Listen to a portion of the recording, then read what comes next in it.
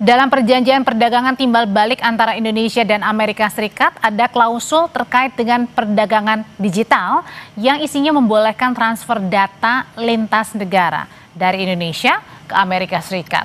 Apa implikasi atau dampak dari kesepakatan transfer data tersebut dan bagaimana dengan jaminan keamanan juga perlindungan data-data yang ditransfer ke Amerika? Kita ulas masalah ini bersama dengan founder Freedom Institute yang juga staf sus Menko Perekonomian Rizal Malarangeng. Pak Rizal, selamat malam. Selamat malam, selamat berbuka puasa, Mbak. Ya, terima kasih Pak Rizal. Kemudian juga di sini ada Chairman Lembaga Riset Keamanan Siber Cisrek, ada Pratama Persada. Mas Pratama, Pak Pratama, selamat malam. Selamat malam, Mbak Audrey, Pak Rizal. Oke. Selamat malam, Mas. Sebagai staf sus Kemenko Perekonomian, saya mau tahu dulu nih Pak Rizal. Jadi data-data apa saja sih yang ditransfer ke Amerika Serikat, Pak? Begini, ini kan kadang-kadang diskusi dan pembicara masalah ini terlalu banyak kebangannya, tapi pada esensinya kadang-kadang kurang lengkap. Karena dalam perjanjian baru ini justru bagus banget tuh arsitektur legality dalam menjaga masalah-masalah yang krusial dan sensitif kan antara dua negara. Bahkan kita masing-masing negara kan bukan cuma Amerika Indonesia kan punya kerangka hukum untuk melindungi individu terhadap apa yang memang perlu dilindungi. Tapi kan kadang-kadang kita tidak mengerti atau tidak kaburlah pengertian informasi yang beredar di berbagai negara kita, Amerika dan segala macam berbagai belahan dunia. Dalam dunia digital misalnya kita motret, kirimin teman di WhatsApp, ya kan itu data pada akhirnya. Data itu kita simpan misalnya di cloud itu servernya bisa di Amerika, bisa di Singapura, bisa di mana, dan kita terhadap data itu kalau kita masukin di Instagram, kita mau bukan disembunyikan tapi dilihat oleh semakin banyak orang di seluruh dunia, makin banyak makin bagus. Nah, dalam pengertian itu bukan arsitektur seperti itu yang dimaksud. Perlindungan itu misalnya kita kalau ngirim pesan kepada teman di WhatsApp itu kan encrypted. Dia tidak bisa dibuka sembarangan oleh semua orang. Jadi kalau masalah keamanan cyber itu bagus sekali poin tadi ahli. Itu kan undang-undang internal kita kan. Tapi kan kita juga sudah punya undang-undang lain tuh yang menjaga kedaulatan pribadi ya terhadap data. Misalnya tabungan. Ya kan, kita nggak boleh sembarangan orang bikin buka tabungan kita, tapi kan ada beberapa. Jadi data-data apa saja Pak? Coba mungkin bisa digambarkan kepada kami supaya kami mendapatkan perspektif yang jelas dan baik. Jadi data-data apa nih yang dibawa untuk kami? Tidak hanya dibawa ke Amerika dalam pengertian itu, bukan. Ini kan prinsip umum ya, prinsip umum bahwa perlindungan dan kelancaran arus informasi kedua negara diproteksi oleh hukum masing-masing negara itu, dibuat standarisasi yang lebih maju dan memungkinkan teknologinya kan berubah terus. Jadi pengertian yang ada terhadap kesepakatan ini kadang-kadang ya harus dilihat dalam perspektif yang begini, kedaulatan dalam pengertian data berbeda dengan kedaulatan dalam pengertian teritori. Teritori itu kan wilayah, tanah yang jelas batasnya dan tidak bergerak. Kalau data dia bergerak, dia tidak jelas batasnya dan dia bergeraknya kecepatan cahaya tuh, disimpan di berbagai negara. Yang penting decision making. Baik individu maupun institusi. Siapa yang, ini kan kalau Anda punya data, Anda kasih gratis kan misalnya daftar Gmail. Jadi supaya jelas nih apa yang dimaksud. Jadi artinya bukan Pak Rizal, mohon maaf saya potong, jadi bukan misalnya biodata, terus kemudian. Bukan. Jadi kalau misalnya Anda pakai kredit card ya, di bank, bisa di bank Indonesia, bisa di bank asing kan. Data itu setiap bank yang memiliki yang tempat Anda minta kredit card itu kan punya data Anda yang dia pakai untuk iklan, profiling, itu kan Anda tidak keberatan dengan itu. Dan kan? itu dibawa ke Amerika? Nggak perlu dibawa ke Amerika, itu bukan data yang dibawa ke Amerika, itu data yang sudah tersimpan di server bank masing-masing. Baik. Servernya bisa di Singapura, bisa di Malaysia, bisa di Indonesia. Nah, tetapi siapa yang berhak membuka data server itu yang harus diproteksi oleh hukum. Nah, itu Oke. yang penting, bukan tempat dan lokasi informasi tersimpan. Karena itu kan siapa yang tahu cloud itu simpan di mana datanya, bisa di Finlandia, bisa di Amerika, bisa di Makassar. Itu kan Oke, saya mau ke teknologi. teknologi. Oke, saya mau tanya ke Pak Mas Pratama kalau gitu. Mas Pratama, saya masih kurang paham gitu ya. Sebenarnya apa-apa saja. Tapi kalau dari pemahaman Mas Pratama sendiri, apa sih data-data yang ditransfer di Amerika dan cukup seriuskah kalau data-data kita ini dibawa ke Amerika? Kita udah baca tuh agreement between the United States of America and Republic of Indonesia on reciprocal trade ya. Di artikel 3.2b gitu, facilitation of digital trades gitu, itu apa namanya disepakati tuh bahwa nanti akan ada pemerintah kita harus memastikan data transfer gitu, transfer data dari Indonesia. Ya. Yang dimaksud di sini data pribadi sebenarnya ya gitu. Secara elektronik lintas batas itu harus trusted untuk kepentingan bisnis. Tadi Pak Rizal sudah menyampaikan sebenarnya ada bagusnya juga gitu. Kenapa? Karena memang di sini dibutuhkan kepastian hukum gitu. Nah, di Indonesia saya tidak setuju dengan yang pertama tadi dibilang kita kurang apa namanya dasar hukum ya. Kita udah banyak nih, kita punya undang-undang nomor 7 tahun 2022 tentang pelindungan data pribadi. Itu yang sebenarnya kalau misalkan kita mau agar pertukaran informasi antara Amerika dengan Indonesia ini bisa berjalan dengan aman, ini harus dilaksanakan dengan baik. Nah, jadi ada masalah adalah undang-undang ini sejak tahun 2022 disahkan 17 Oktober itu sampai harusnya 17 Oktober 2024 diimplementasikan, sampai sekarang belum diimplementasikan. Kenapa? Karena Badan Pelindungan Data Pribadi belum dibentuk oleh Presiden. Oleh karena itu, menurut saya ini wajib hukumnya Pak Presiden segera membentuk Badan Pelindungan Data Pribadi. Kemudian di artikel 2.29 yang ayat 1 itu apa namanya ada kesepakatan tidak boleh memaksa data diproses dalam negeri gitu. Selama otoritas Indonesia memiliki akses regulatory gitu. Artinya kalau misalkan kita nih apa namanya nanti punya Badan Pelindungan Data Pribadi gitu, kita diminta tidak boleh memaksa data-data pribadi masyarakat kita gitu harus disimpan di dalam negeri. Misalkan perusahaan Amerika nih, misalkan Amazon atau misalkan Google atau Apple gitu. Kalau di Cina kan misalkan mereka wajib untuk naruh servernya di Cina gitu. Nah, kalau kita itu nggak boleh tuh memaksa mereka harus menaruh servernya di Indonesia gitu. Tetapi bagusnya adalah harus ada reciprocal security, keamanan yang setara gitu. Tujuannya untuk apa sih Mas Pratama? Ya, jadi gini Mbak, selama ini kan ketika kita menggunakan sistem yang ada dari Amerika, perusahaan Amerika gitu ya, itu kan kita juga memasukkan data pribadi. Contohnya misalnya kita menggunakan Amazon, banyak perusahaan-perusahaan Indonesia gitu yang membuat aplikasi, misalkan marketplace atau apa, itu menggunakan perusahaan-perusahaan Amerika, ya kan? Nah, di beberapa negara, contohnya di Eropa, mereka punya General Data Protection Regulation, yang ketika misalkan Amerika nih macam-macam nih memanfaatkan data masyarakat Eropa untuk iklan misalkan, orang Eropa bisa nuntut tuh gitu karena mereka punya undang-undang, ya kan. Nah, yang jadi masalah di Amerika itu perlindungan data pribadi itu nggak menjadi concern. Mereka nggak punya undang-undang perlindungan data pribadi gitu. Harusnya memang kita harus hati-hati gitu. Kenapa? Karena mereka tidak juga peduli terhadap keamanan pribadi masyarakatnya. Kenapa? Mereka itu punya undang-undang namanya VISA, Foreign Intelligence Surveillance Act, dan dia punya undang-undang namanya CLOUDS gitu, Clarifying Lawful Overseas Use of Data Act gitu, yang artinya sebenarnya pemerintah Amerika itu boleh gitu mengakses semua sistem perusahaan Amerika dimanapun di seluruh dunia ini gitu. Tapi Mas Pratama, ini menjadi warning buat kita juga nggak ketika tadi data-data kita bisa ditransfer ke Amerika, dan kemudian untuk apa ini membajanya untuk apa? Iya, gini, karena kita menggunakan aplikasi dari sana. Contohnya sekarang misalkan imigrasi nih gitu. Kan kemarin imigrasi pakai pusat data nasional sementara. Tapi ternyata pusat data nasional sementara kan dirtas nih, hancur nih gitu. Akhirnya imigrasi pakai Amazon. Amazon itu kan apa namanya perusahaan Amerika. Kemudian kita naruh data-data paspor kita nih di mereka gitu. Nah, boleh. Nah itu apa namanya kalau kita punya regulasi yang benar, sebenarnya apa namanya perlu ada pembicaraan sebenarnya data-data mana gitu yang boleh ditaruh di luar negeri di Amerika, data-data mana yang nanti boleh harus ada di Indonesia. Kita langsung minta Pak Rizal untuk menjawab ya Pak. Tuh data-data mana Pak yang boleh dan tidak boleh Pak? Semua data kecuali yang sangat bersifat pribadi, tabungan kita, data BI, data kepolisian, itu yang tidak boleh. Data-data yang berhubungan dengan national security. Kalau ke data pribadi begini loh.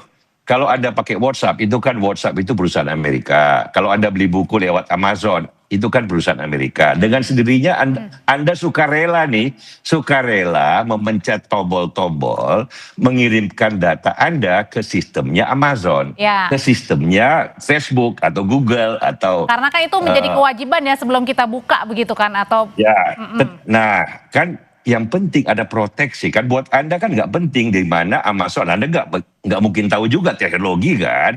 Anda nggak mungkin tahu juga di mana bits of information itu disimpan dalam servernya Amazon. Tetapi Anda mau supaya data Anda dilindungi oleh hukum masing-masing negara. Dalam hal ini Indonesia, kalau hukumnya kurang kita buat hukumnya. Di Amerika juga ada perlindungan individu yang luar biasa, jauh lebih dari kita. Bagaimana individu dilindungi dari kesewenang-wenangan baik individu lainnya maupun institusi di luar individu. Jadi itu yang dilakukan oleh perjanjian ini, sinkronisasi perlindungan dan security bersama supaya hak-hak orang tidak dilanggar. Kira-kira itulah tujuannya. Ya, tapi sebenarnya tujuan yang lebih konkretnya sendiri seperti apa, Pak Rizal? Kan kita tahu sendiri ya bahwa data-data kita aja banyak yang bocor, Pak Rizal. Terus kemudian sekarang data ini mau dibawa ke sana.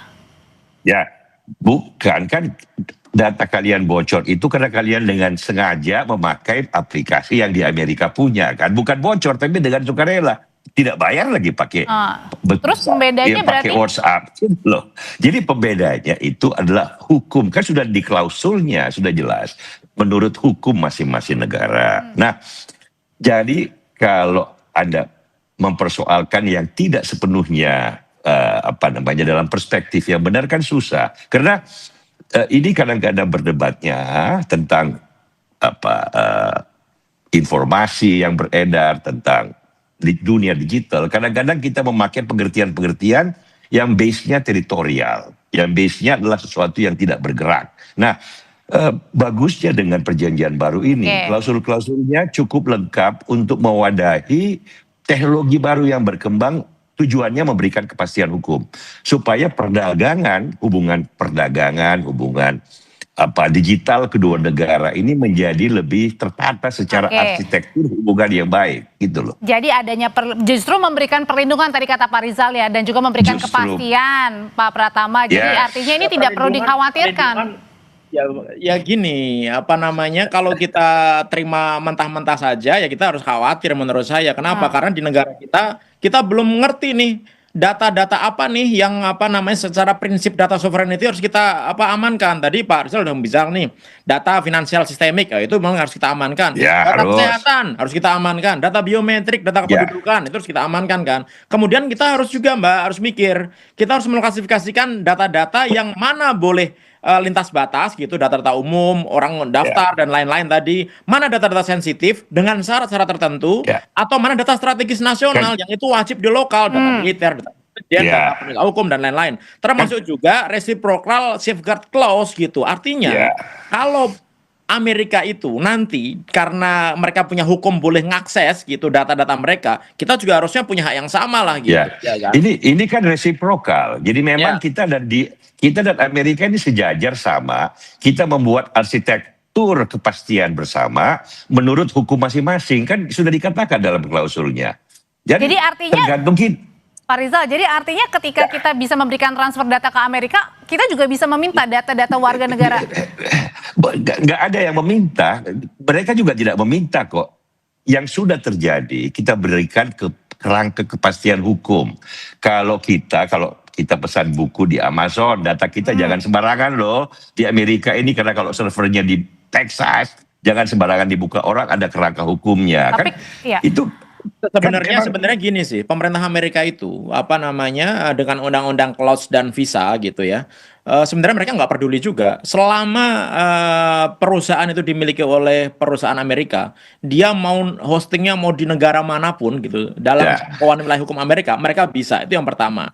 Kemudian yang kedua, kalau menurut saya gitu ya, ini sudah warning gitu bahwa untuk bisa menjaga data masyarakat Indonesia harus segera ada institusi gitu yang diamanatkan dalam Undang-Undang Perlindungan Data Pribadi gitu untuk segera dibuat gitu. Ya, jadi Kita minta ini urusannya nih nanti Badan PDP nih untuk ngurusi mana ya, isu klasifikasi data dan lain-lain. pasti. Jadi masing-masing negara kan punya tugas sendiri-sendiri untuk menyempurnakan aturan terhadap perlindungan tanpa mengabaikan perkembangan dan perubahan teknologi. Itu kan selalu ada dilema tuh antara peraturan, regulasi dengan perkembangan teknologi yang tidak bisa belum bisa diikuti oleh peraturan yang ada. Jadi ini kita bikin kerangka bersama. Nah, yang paling penting kan semua ini metode kepada suatu tujuan besar kan. Tujuan besarnya kan perjanjian dagang dua negara nih.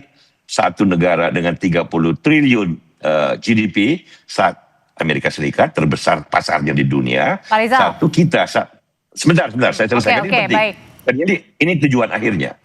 Demi kesejahteraan rakyat kita yang masih harus mengejar kemajuan 1,5 triliun GDP dengan 30 triliun, maka kepentingan kita membuka seluas-luasnya pasar bagi kedua negara. Sekarang kan surplus perdagangan kita surplus loh, 19 miliar dolar. Nah, kita ingin supaya dalam dunia perdagangan yang lain, dalam dunia digital, dalam dunia informasi, struktur yang produktif yang menguntungkan kedua negara sambil memberi kepastian hukum, itu terjadi. Nah, inilah tujuannya dari perjanjian ini dalam aspek yang digital yang dibicarakan hari ini. Pak Rizal, oke, berarti artinya bisa disebut juga data-data kita ini menjadi alat komoditas diperdagangkan begitu. Kemudian makanya terjadi perjanjian.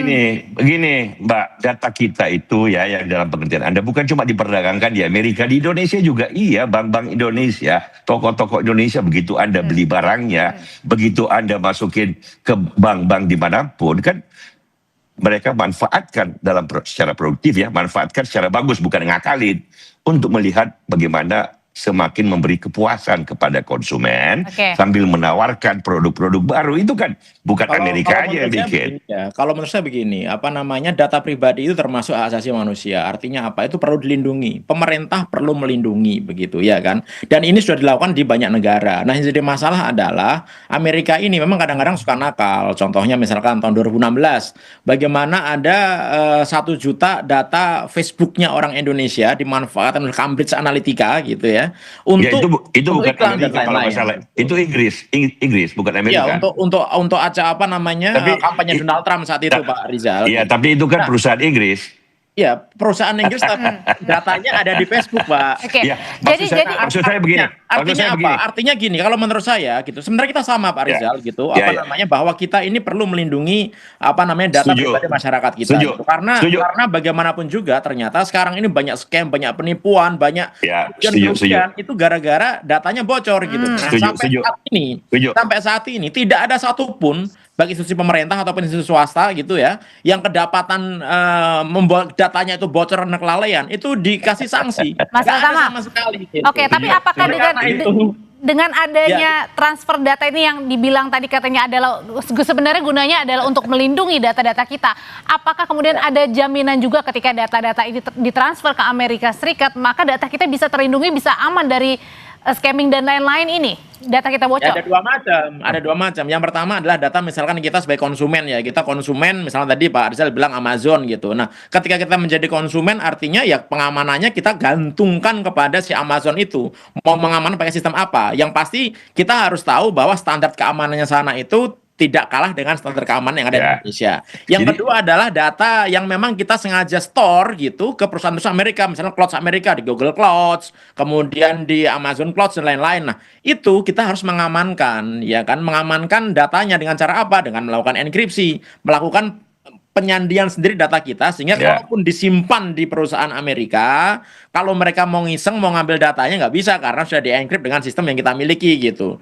Jadi memang ada beberapa hal yang bisa kita lakukan, Mbak, gitu. Saya setuju dengan Pak Pratama, poinnya bagus sekali. Yang penting catatannya adalah bahwa kalau memang kecurangan, kan kecurangan itu dilakukan bukan hanya orang di Amerika, di Indonesia juga, di Malaysia juga, di Singapura juga, itu umum lah. Kita tahu bahwa kita harus memproteksi dari kecurangan. Nah, poin yang paling penting adalah Pak Pratama bagus sekali berkata bahwa look, kalau Anda pakai Amazon dan Anda suka rela mengirimkan data Anda ke Amazon. Kalau Anda pakai WhatsApp gratis lagi, sukarela Anda. Makanya di WhatsApp itu kan Anda lihat bagian paling atas encrypted, ya.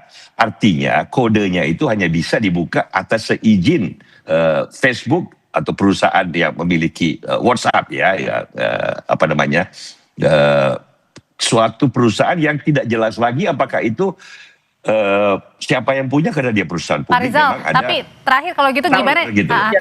Berarti apa Tapi bukan jaminannya, Pak? berarti- Tapi bukan berarti bahwa data kita itu boleh dimanfaatkan secara bebas oleh mereka ya, tapi ya gitu. Nggak boleh. Itu nggak boleh itu. Dan kalau Karena gini, perusahaan Amerika itu banyak yang didenda habis-habisan oleh Eropa gitu. Contohnya kemarin Meta didenda 400 juta US dollar gitu, gara-gara data masyarakat Eropa gitu di Facebook gitu ada yang digunakan untuk pengiriman iklan dan lain-lain. Itu singkat, poin Pak yang Rizal. bagus. Itu poin yang bagus, bahwa di semua negara termasuk Indonesia dan Amerika ada sistem internal. Jika terjadi penyalahgunaan oleh perusahaan, maka sistem internal itu terbuktikan bisa mendenda, bisa menghukum, dan pada akhirnya konsumen nggak percaya, bisa nggak pakai WhatsApp orang, kalau mereka bisa buka kapan aja gitu loh. Jadi ini selalu ada perimbangannya gitu. Jadi mungkin poin pentingnya dalam diskusi kita adalah pemerintah juga diminta untuk lebih gamblang lagi ya, untuk menggambarkan dan menceritakan sebenarnya apa-apa saja nih data-data yang ditransfer. Sebenarnya lebih ke arah ke implementasi regulasi yang sudah ada gitu. Jadi Undang-Undang Pelindungan Data Pribadi, Undang-Undang Nomor 27 Tahun 2022 itu segera diimplementasikan dengan benar. Sekarang udah terlambat nih. Gitu. Artinya Pak Presiden nanti kalau reshuffle, ya bentuklah lagi nih Badan Pelindungan Data Pribadi. Tugasnya untuk melindungi itu berkaitan dengan Undang-Undang Perlindungan Data Pribadinya berarti ya itu ya. Oke, terima kasih Pak Rizal Malarangeng, terima kasih Pak Pratama Persada, terima kasih Bapak-bapak, selamat malam. Thank you.